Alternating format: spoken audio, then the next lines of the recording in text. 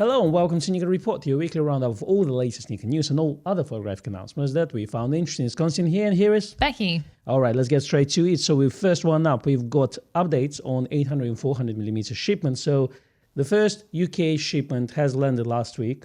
Very small. Please don't get excited. A tiny one. And then we also almost down on the day one shipments of Z9. That's right. We are hoping for a generous next delivery, just fingers, toes crossed, pray to the gods, whatever, so that we can then clear day one orders, which means we will then be able to tackle day two orders. Oh, fantastic. Well, that's some good news at least, so because a lot of dealers are still going through day one. And I remember that a couple of weeks ago, we said no one actually went through the day one yet. Well, probably still. Yes, I think that is still the case. I mean, at this point, I think even staff who are closer to the allocations are saying, look, if you're going to order now, you're not going to see your camera until next year. But hopefully by then we will have cleared all the back orders from day one and day two. Well, that's the thing. And also, if you look online from different dealers, etc., then some people say if you order now, you're going to get one next year. Or let's say Adorama is listing a pre-order to be shipped in July. Wow. So optimistic. Oh, very optimistic. And obviously some big dealers, they tend to just put estimates really. So, and then they could push those days back up. Like we saw B&H doing that in the past as well. That's right. But fingers crossed, you never know. So, but some good news, at least day one is going to be cleared very soon. The next one up, we've got some rebates in the United States for the month of May. Lots of Z cameras and lenses have some good discounts on them. I chose a couple of things actually. The 2875 2.8 is $300 off. Now, it's about $999 in the United States. So that's effectively will make it $699, which is amazing value. Stunning. For 2.8 glass. Yeah, very, very good indeed. In fact, we're in the middle of reviewing that lens, Yeah, aren't we? absolutely. What are your thoughts so far? I'm enjoying it so far. I'm pleasantly surprised. I was one of the sort of naysayers, I think, in my own head anyway. So I'm quite impressed with that as a saving. I think that's really good. So would you say £1,000 for this lens is too much, but on discount is a fantastic purchase? Or I'd say £1,000 is probably what its value is, and 600 would be amazing. We are hoping for some summer rebates or not. We don't have rebate schemes. We have instant discounts. Those usually start around June, July. So I'm sure that we'll see our own versions of those very soon over here in the UK and Europe. Well, fingers crossed. And then for me, there's a 24-70 2.8, $300 off. Nice. And if you're a pro and you're also looking for 70-200 2.8, there's also $300 off. Yes. Now, DSLR-wise, we've got the D850 on that USA rebate, which is $500 off, which is tremendous. Bargain. Puts it pretty much at $2,000, doesn't it? That's incredible. That's, I think, is still a fantastic value buy, especially if you're a professional photographer and you're not looking for all the technology and latest and greatest stuff. This is, for me, is the ultimate Nikon DSLR. It is. If you would like to see all of those rebate offers from Nikon USA, we've popped a link in the description box for you, so you can go and check that out.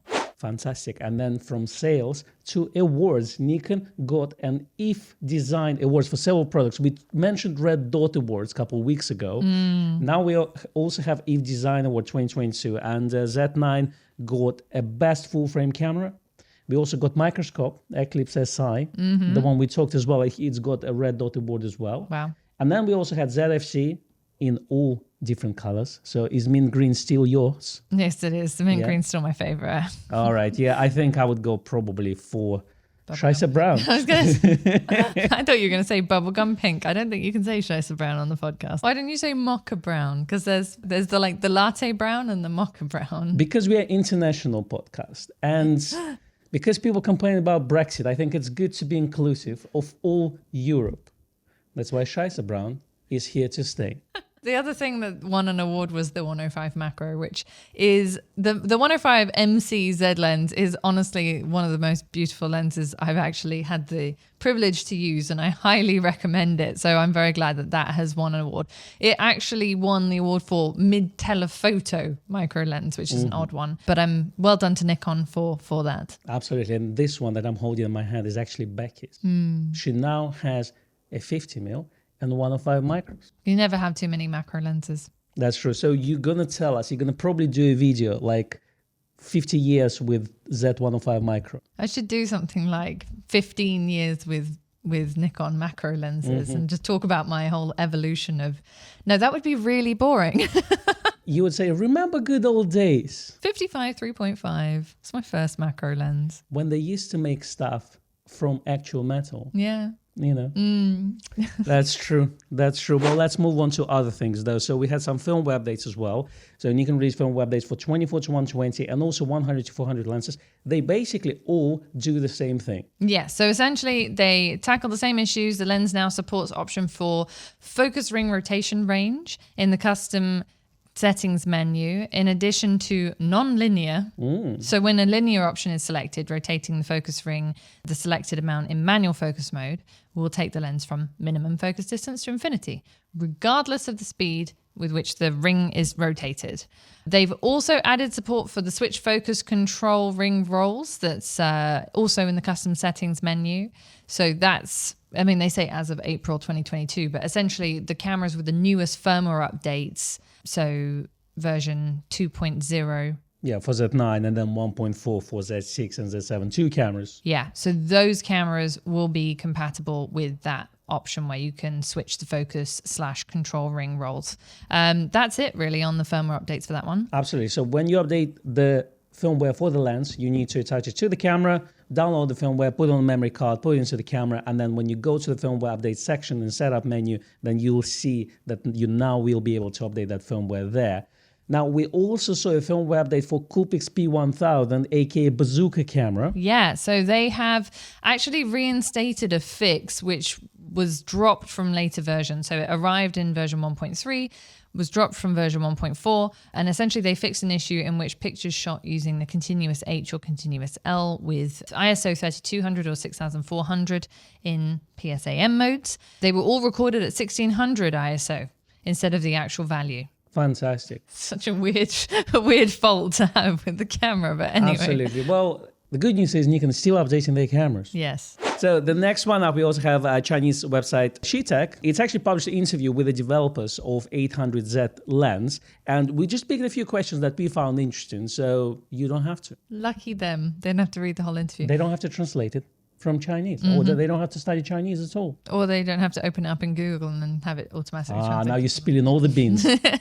So first question was, if you install a 2x teleconverter, the focal length can reach 1600 millimeters, which is very useful for shooting in special fields. But the aperture will also reach f13. Will it affect the focus? And the answer was, depending on the subject, brightness and focus point, autofocus may occasionally experience slower focusing or focus assist flickering compared to without a teleconverter attached. It is difficult to focus when using a teleconverter. Essentially, it's best to be used in a bright place such as during the day or outdoors, and they recommend shooting with high-speed continuous shooting with the body equipped with high-speed continuous shooting extended. Exactly. So generally, the same rules apply with all 2x teleconverters and long lenses. So obviously you stop it down by 2 stops. In this case, it becomes f13. Yeah. That is pushing your AF system quite hard. So in terms of this, in low light conditions, the camera AF system will struggle. And they're good AF systems nowadays. Very. But in, let's say, something like DSLRs, it would effectively, from f8 and above, it would limit your focusing point to 1 focusing point. So with mirrorless cameras, it's slightly different. Now you have focusing points all over the place, but it will still struggle. Therefore, bright sunny day, you should be okay for, I would say, reasonably fast-moving subjects, not too fast. And then, obviously, if it gets darker, it will start to struggle. Now, a couple of questions actually were about comparison with 500 PF lens for f-mount, which you use and love. A lot of people say, well, it's phase Fresnel design. Is the 800mm similar in design to 500mm? And the answer there was, no, we use the same technology, but the design of the lens is completely different. And it's quite logical to me. Yes. Now, they also asked, was the 800mm 6.3 developed with an aperture of 6.3 over the potentially more attractive 5.6? AKA Canon lens. Due to weight constrictions? They said yes, if the 5.6 was adopted, it would be contrary to the development philosophy of this lens, which was lighter, farther, better picture quality. At the same time, the VR anti-shake performance of this lens is also improved compared with the same focal length lens of the f-mount. And there's not much difference in actual use. Yeah, so generally, I would say just a third of a stop decrease in aperture actually made the lens cost a lot less compared to Canon 5.6 version. So according to Nikon's lens roadmap, Z-mount lightweight telephoto lenses include a 400 and 800 PF, which are completely different from the 300 and 500 PF. In the SLR era, how did Nikon plan PF lenses, and why did they choose these two spec lenses? That's actually the interesting one. It's a good question. Yeah, and the answer is very interesting because they say about 3/4 of NIKKOR F-mount 300 PF lens users will use teleconverter. Right. So they've done some like surveys and statistics and all that. So, and they say that demand has been declining since the introduction of 500 PF lens. At the same time, the demand for long telephoto lenses, also combined with very fast autofocus cameras, has increased. Yes. So therefore, they decided that 400 and 800 is a priority, and then they may consider the 300 500 in the future, but it looks like it's not a priority at this stage. Yeah, but that's smart, actually, looking at the numbers and going, oh, the 300 mil sales have dropped off since the 500 came about. More people want longer lenses. The 500 already exists, so let's make an 800 and then do a 400 and see where the dice fall, or whatever the saying cookie is. crumbles. Where the cookie crumbles. All right, well, the next one has also been interesting because they're asking about the motor used in 800 lens. Yeah. They basically say, why you're not using the same motor as a 400 mil? Why is it STM motor? And the answer there, I think, is the price more than anything else. Although I'm glad for the simple reason that then the lens won't come with a health warning. Well, that's true. That's true. I also agree with that. And I also feel like that it's probably one of the first lenses I have this morning. And we had discussion about this. And obviously, it's a small amount of people, but they're there. Yeah. So you can't just ignore them. And it's surprisingly not as small as one would think. Yeah. What we're referring to is the voice coil motors that are used and employed in the 400mm lens, which come with the health and safety warning, which if you've watched our previous Nikon reports, you'll know means that people using pacemakers are advised not to use this lens because it can interfere with your pacemaker, which is problematic, actually. And I think that them not employing a voice coil motor in this lens and instead using a stepping motor is for the better overall. Exactly. But they say it's also a cost to do with it. I mean, they use the term that, so we do this so amateurs can use it. So I assume it's a low price. Yes. Yeah, I agree with you. It's just, if the autofocus performance is about the same, and they actually, in that interview, they say that the autofocus performance is similar to 400mm and also 100 to 400, which are kind of lenses in two different spectrums of autofocus speed. So obviously, I would expect 400 to be faster than 100 to 400. So I assume 800 would sit somewhere in the middle, exactly. But obviously, still very fast because even looking at our review of 100 to 400 that we will publish this weekend, we found that autofocus of 100 to 400 is really, really good. Excellent. Next up, Moose Peterson released a masterclass on how to use the Nikon Z9 Leica Pro. It is available for purchase from Kelby One website. We will put a link in the description box and the podcast notes for you. Moose has also written a very extensive article in the latest Nikon Owner magazine, issue number 75, which, if you're already a subscriber, will be on your doorstep within the next couple of weeks. And he goes through all of his Z9 settings in full. So he's a man that knows his stuff. It's about 50 pages long. It's the whole magazine, all 64 pages. If you do want to purchase the full extensive course by someone who really truly knows how to use their Z9 inside out, backwards and forwards, then go and enroll on Moose's course. Absolutely. So we already mentioned Tom Hogan with his Z9 book. We mentioned Moose Peterson. If you know of anyone who's really good and have their own course, plug them in the comments below. Yes. All right, so let's move on to third-party news. Some of you may know that NAB Show 2022 happened last week. So NAB stands for National Association of Broadcasters. So it's normally an expo that is aimed at videographers. Yeah. So, and the broadcasting industry. And obviously, with photography and videography now kind of intervene, we start seeing lots of announcements there. So if you'd like to see the major announcement that happened there, do check out the link in the description below. There's lots of things from Artemis, from DaVinci, you name it. So please check the link in the comment below. Excellent. Now, Xingyao Optical announced a new Brighton Star 16mm f2.8 wide-angle lens for the Nikon Z mount. Now, this is interesting because Nikon have a 16mm f2.8, but it is an F mount. It is a fisheye. and it's not autofocus on the Z lenses. So this actually fills a gap that Nikon have not yet managed to fill themselves in the Z lineup. The lens is 12 elements in 11 groups with a minimum focusing distance of 30 centimeters and is expected to be launched in June. Now, the estimated price is expected to be about 1,800 yuan. All right. Do you want me to tell you what's it in pounds? Yes. And our finance correspondent, Konstantin Kochkin. Which is equals to £217 and 26 pence. It's a bargain at twice the price. Since there were no major news from either third party or Nikon themselves, let's have some film news. Yes, now Analog Spotlight are hosting their first independent event on the 14th of May. This is in Worcester for our English correspondents, or Worcestershire. Or Worcester for our non-English speaking friends. It says an inaugural community event after the success of the Analog Spotlight at the photography show at the NEC, which we were been at. to, yeah. In September 2021. The Analog Spotlight are hosting their first independent event. It is to be a one-day event held at the Kiln co-working space on Saturday the 14th of May. There will be exhibitor pods where you can meet and greet your favorite analog photography brands, talks and demonstrations from members of the analog photography community. They will do a photo walk around the city of Worcester. There'll be raffles, gifts, and discounts for attendees, and a chance to meet up with friends old and new in the photography community. Fantastic. So Ilford is going to be there in speed, Analog Wonderland, even cameras by Max. Cameras by Max. Cameras by Max. Pixelator is sponsored by Analog Wonderland, Pixelator, the photography show, Lensfair, and Ilford. All right, so if you live up north, then it might be worth popping in, I guess. Well, it's Midlands, really. Yeah, so near Birmingham. Yeah. Birmingham. Birmingham. So about 3 hours from London. Yeah. Which is a bit far from us. It is. I mean, we love film, but not that much.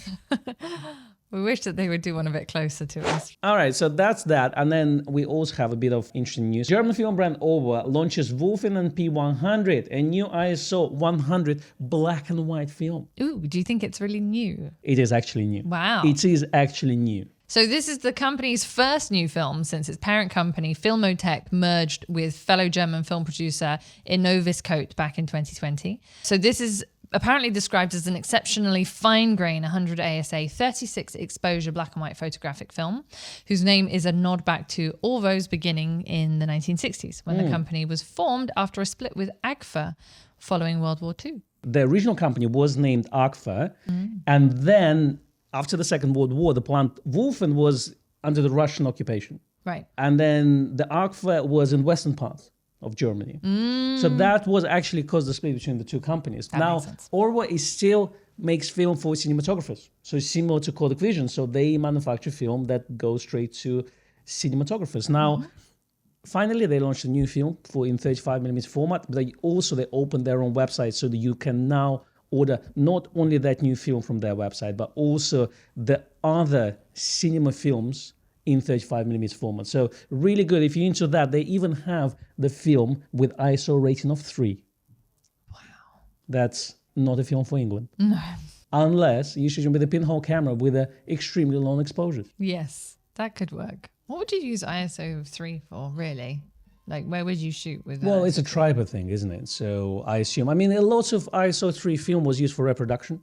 So it's basically extremely fine grain. Yeah. So for reproduction, even copying negatives back in the day. So you could do that. Long exposures needed. But even let's say if you got a pinhole camera, your F number is massive at this stage. So even in, let's say, ISO 100 film will still give you a very long exposure. But if you live somewhere nice and bright, so if you live in Mexico, then, potentially, even at 100 ISO with your pinhole camera, your shutter speed may be fairly small. So, by going the 3 like ASA an film, hour instead of... Exactly. No. Well, the funny thing is, let's say, if you're in Trafalgar Square yes. with a very long exposure during the day, because people are moving, you won't see them. It's true. It looked like a ghost town. Absolutely, unless you fell asleep on the bench. That's kind of cool, actually. Yeah, we should try that. I've done it in a college. It was fun. Yeah. That's that. And let's move on to reviews. We don't have a review for you this time. It's more of a comparisons between Nikon Z9, Sony A1, and R3 cameras. But now this one comes from studio portraiture, beauty, and fashion photographer whose name is Mani Ortiz. And if you do this type of photography and you had questions on all 3 cameras, then it would be the best possible reference. Next one up, your weekend read and watch segment. This is a fun one. The best and worst ways to clean your camera's sensor by DP Review. Don't set it on fire. All right, don't hoover it if you can. Of course. if you can avoid it. I mean, question of sensor cleaning for people becomes quite strange one, because if you never sensor clean your camera, if you've never done something, it's always frightens you. Yes, It's obviously a lot of people think that by doing it wrong, you can damage your camera, and they are right. completely. Now, from another point of view, it's very difficult to scratch the sensor on your camera if you know what you're doing. So you don't need to be super gentle, but if you're using the right tools, you should be okay. So if you don't know how to do that, then have a look at this video and hopefully it answers your questions. My personal advice is, if you want to start to sensor clean your cameras, choose one of your older cameras, try on that, some, camera that you're not afraid to ruin, let's say, and then try on it. And if it works, then you can try your brand new Z9 with it. It's worth noting, if you do clean your own sensor while the camera is within its warranty, it's 1 year or whatever warranty that you have, you can void the warranty if you do damage it. So it's just, while your camera's within warranty, I would say take it to an official service center, an official one. After that, you can do what you like. That's Becky's words of wisdom for the day. After that, you can throw it in the bin. No, but it's just worth noting, because I wouldn't encourage it. So particularly if you're dealing with something like a Z9, because if Nikon were to spot some tampering with the sensor and you'd sent it off for something completely different, it voids the warranty. That's the end of it. That's true. Let's move on from practical abuse of cameras to art. Did you say practical abuse of cameras? Well, sensor clean is practical abuse of cameras, isn't it? I just wasn't sure if it's a Freudian slip. Into the Mountains is a visual journey through the beautiful mountains of Epirus in Greece, and it's all shot on the Nikon Z7 II. It's filmed by Christoph Anagnostopoulos with original music by Dream State Logic. This is Christoph's third personal experimental short documentary film after the award-winning films Keep Looking Up and Forest of Tranquility. Okay, why is it here, Becky? Well, I'll tell you why. Okay. Because if you've got a Z7 II camera or Z7 or D850, you can still create work which is going to be worthy. Worthy of art, worthy of awards. They are award-winning. Absolutely. You don't need to have a Z9 for that. No, it's true. But if you are an action photographer and you got your Z9, then Nikon Europe published an action videography tutorial with Aurélie Gonin, and it's series of videos on how to shoot action. So lots of skiing and mountains with lots of snow and all that. Nice. And very, very fast movement. So if you're into that, definitely have a look at that. And that's a wrap, Becky. Yes, thank you very much for watching and or listening this week. If you're on YouTube, please give us a like and a subscribe. Thank you to everyone who has subscribed so far.